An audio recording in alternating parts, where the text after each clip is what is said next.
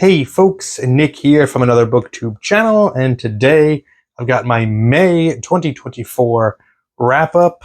This was a bit of a slow month for me, reading-wise. Was kind of in a bit of a reading slump, to be honest. So I only read 5 novels this month, and I know that slump is a relative term. For a lot of people, reading 5 books in a month would be considered a big win. But I've gotten kind of used to hitting maybe like 7 books a month. So I took a little bit longer to get through some stuff this month. So my page count was down overall in general. I did read a lot of graphic novels as well to kind of balance that out. I read 1, 2, 3, 4, 5 graphic novels. Still a good amount of reading, but I felt slower this month. And because of that, I chose to read a lot of kind of like easier things for the most part. Well, I sprinkled in a few books here that I thought would kind of help me kick that slump a little bit, be very like popcorny type books. One of those books, I'll talk about it first because I don't have it in front of me, is Columbo, The Grassy Knoll by William Harrington. I don't have it with me because I've lent it to my mother because she loves Columbo. I love Columbo. Columbo is a wonderful television show starring Peter Falk about a seemingly bumbling detective or lieutenant. I'm sorry, Lieutenant Columbo, who the whole premise of the show is that we see who does the murder at the very beginning. So there's no mystery there, but the fun of the show and the mystery is, how is Columbo going to catch them? They always underestimate Columbo because he comes across as very stupid, but he's actually very smart. He gets them. He tricks them, you know. So The Grassy Knoll is a Columbo adventure in which Lieutenant Columbo is investigating the murder of a talk show host, like a late night host, and this host specializes in like exposés or like confrontational type of content where he has experts on and they fight with they argue with each other, and he presents facts against them. And one of his most popular topics is the JFK assassination. Who really killed JFK? So in the process of investigating the murder of this host, Columbo also investigates the assassination of President John F. Kennedy. So it's as ridiculous as it sounds, but it was a lot of fun. It was really good. I liked it. I don't know that I'll be doing a full review of it. Maybe one day I'll do a video about it. But that was neat. If you could find the Columbo Grassy Knoll in a secondhand bookshop, pick it up. It was good fun. Another cop book, Give the Boys a Great Big Hand by Ed McBain. This is just, yet another installment in the 87th Precinct series, which I've been making my way through steadily. This was, just like the rest of them, fantastic. So much fun. In this case, what's happened is the police of the 87th Precinct, they find a hand in a bag that's left at a bus stop. That's it. That's all they've got to go on. And so they have to not only track down the probable killer of whoever killed the person of the hand, they have to find the victim too. Like they have nothing else to go on except just that hand in the bag. Ed McBain knows how to craft a crime procedural, another expert entry in that series. Loved it. Switch to graphic novels really quickly. The Closet by James Tynion IV and Gavin Fullerton. This is a horror book. I've got a full review of this either out already or coming out soon, where I give my full thoughts.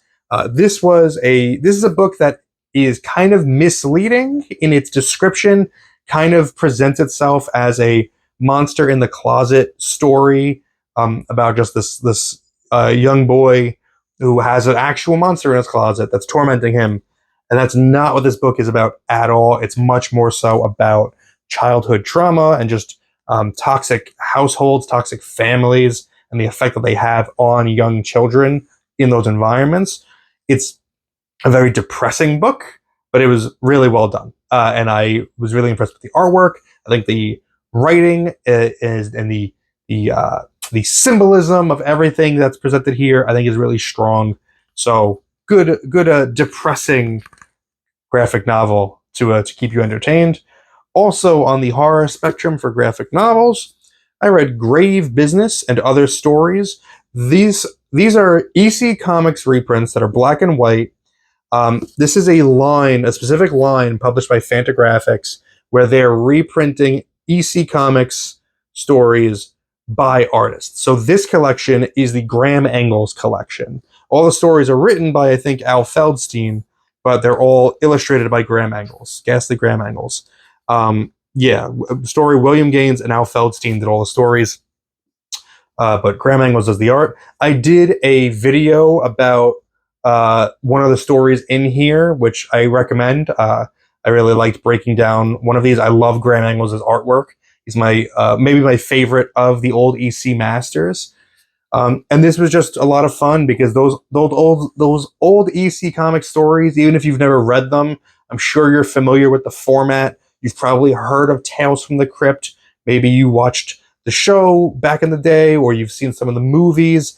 They're all short horror stories that have really ironic endings. They're super fun, and there's some great stuff in here that I had a great time with. The best book I read this month, and probably one of the best books I'm going to read this year, is A Simple Plan by Scott Smith. This is a special edition of A Simple Plan that I made myself. I think I'm going to do a separate video where I kind of show you what I did with this, so I won't go into too much, but this is a fantastic... I read a lot of crime books this month, I guess. Fantastic crime noir thriller. The premise of it is super straightforward. These three blue-collar guys find a plane in the middle of the woods, in the snowy woods. No one else knows about it. They find inside the plane a duffel bag with over $4 million in it, cash. And all they have to do, they decide they're going to keep the money, but they can't get caught. They obviously don't want to get caught. So all they have to do is sit on the money for 6 months, wait for someone to find the plane, confirm that no one's looking for the money, and then they just split it up amongst themselves. It goes horribly wrong very, very quickly, and it keeps getting worse. And it's so terrific. I have a full review of this out already. I think it's out already at this point. And then also keep an eye out for that new video where I'm going to show my special edition here. But this was terrific. This was so good. And also, it was made into a movie in 1998, directed by Sam Raimi. Also a great movie.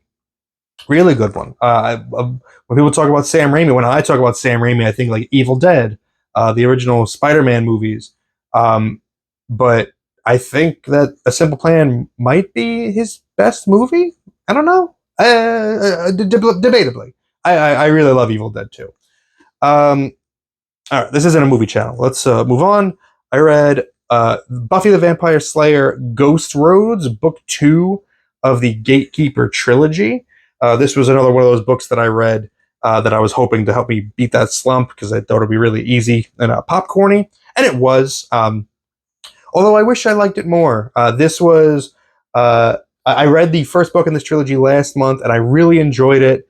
This one was very promising, but I felt it did not utilize its best aspects enough. So this book has Spike and Drusilla from the TV show in it, but they are very sparse. They are sparsely used and underutilized, but they're always great when they do show up. One of the threats in this book is Davy Jones and the Kraken. Think Pirates of the Caribbean 2. And those were awesome scenes, but it kind of just gets wrapped up a little too quickly and isn't satisfying enough, hoping it comes back in book 3. So yeah, the really cool ideas here weren't fleshed out enough. And there was a lot of, I think, kind of meandering, and I think sometimes Christopher Golden and Nancy Holder get a little too held up on details that aren't super important. And they probably could have shortened this book up a little bit and just tighten that pacing, make it, really punchy. but still pretty good. Another comic, Army at Love by Rick Veitch and Gary Erskine. I read volumes 1 and 2 of this. Actually, that's a lie. I'm in the middle of volume 2 right now. I'm throwing this a couple days early. I will have finished it by the end of the month. But I like this. I might do a full review of this one as well, because I think it's really interesting to talk about. This is Rick Veitch's extremely scathing and racy war satire. Takes place in a fictionalized world in which the United States war in the Middle East has gotten really unpopular. Well, it's fictionalized. Some of it's fiction. I promise you, some of it's fictionalized. So the wars become really unpopular, and as a way to improve morale, the army brings in these like middle management folks from corporate America to come up with ideas on how to get more like the younger generation interested in signing up for the army. And so they basically implement these programs, like small things like letting them have a cell phone on the battlefield, which this was written in 2007. If this was written today, that would have been even more incisive because there'd be TikToks all over this book. But also the really big draw is leaning into the sexuality of like the battlefield and like how it gets you really riled up, and so they basically sanction like bacchanalias for the troops. So they let they even out like the men and women in the platoons, and then they just let them have enormous sex parties and just have a good time, and so it works, and it drives a recruitment up, and everybody likes it. So this is a story. It's basically a war comic, but also a romance comic, but a racy romance comic. It has some really interesting observations. It's very cynical. I don't know that all of it works, but it's all at least interesting to talk about and think about. So yeah, Army at Love. That was pretty neat. Next up, Stinger by Robert McCammon. I did a full review of this as well. This I read when I was at like the highest point or the lowest point of my slump. I was in my slumpiest. So I didn't enjoy this one as much as I would have enjoyed it otherwise. I do think this is a very well-written book. Check out my full review for my complete thoughts. It's an alien invasion story about a small town in the Texas-Mexico border that everybody has to band together despite their differences to combat the alien threat. McCammon is excellent at character work as always. I just wasn't feeling the alien aspects of the story. I wasn't really in an alien mood when I read it, so that kind of hindered me in my enjoyment a little bit. The last book that I finished, comic or graphic novel, was this, US 1, the complete series, issues 1 through 12. This is another book that I made myself. This is a hand binding. You cannot find a printing of US 1 anywhere. It does not exist. So I made my own. I took all 12 issues and I sewed them together. I made my own case, designed my own cover. So I got the little US 1 logo. I named it the whole truckin' thing. I gave it a little back cover too, which is a really nice presentation. The best way you'll ever read the stupidest comic imaginable. This comic really does kind of suck. First few issues were kind of fun, but it very quickly becomes like obviously like nobody cared about this, and it was just like a tie-in for a toy truck company. So US 1 is the worst superhero, maybe the worst superhero Marvel's ever had. Ulysses Solomon Armstrong? What the hell is this guy's name? Ulysses Solomon Archer. I kept thinking Armstrong because I'm thinking Archer and Armstrong from Valiant. Ulysses Solomon Archer is a truck driver who is in an accident, and they replace his brain, his skull, with metal plating that allows him to pick up CB radio signals. And then also he's tricked out a big rig to have like missiles on it and stuff. So he uses his big rig to track down a villain called the Highwayman. That's of course responsible for the death of USA's brother. It's a very bad comic. It's very stupid, but I have a really nice edition of it that I'll have forever. Yay. And finally, the book that I'm reading right now that I'm not going to finish this month, I'll finish it early in June, is book 7 of The Expanse, Persepolis Rising by James S.A. Corey. Took a little break from The Expanse for a few months, was hoping to finish the series in the first half of this year. It's probably not going to happen. But so far, I'm just about 100 pages into this book, and it's really good. Optimistic that the rest of the book is also going to be just as good as the rest of the series has been as well. So can't wait to continue with this one. I feel my slump being busted by this one. I feel it because I really just want to keep reading it right now. So that is everything that I read in May, including some of the books that I made. You saw I've taken up bookbinding, so I got a couple in there to show you. Let me know what you read this month. Curious what you liked. If you've read any of these books, let me know your thoughts about them in the comments below. Thank you very much for spending some time with me today, but now it's time to get back to reading.